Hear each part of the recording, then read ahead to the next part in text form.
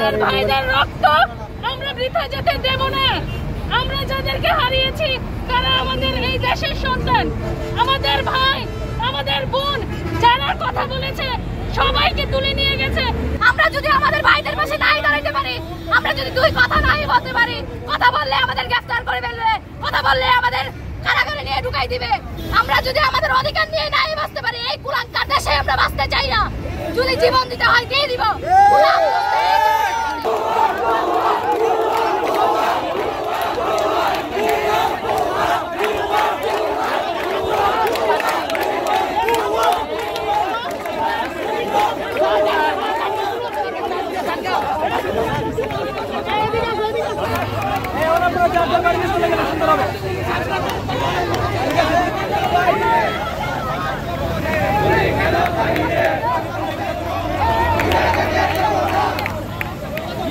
গ্রেফতার করা হয়েছে, যদি তাদেরকে অতিবিলম্বে মুক্তি না দেয় তাহলে এই আন্দোলন চলবে।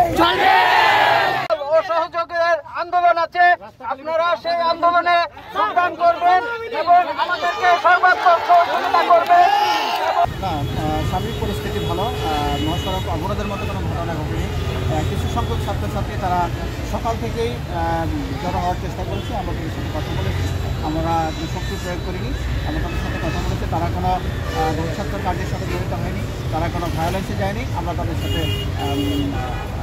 শান্তিপূর্ণভাবে কথা বলে ভালো আচরণ করে তাদের সাথে কথা বলে আমরা এখান থেকে বিদায় করে দিয়েছি।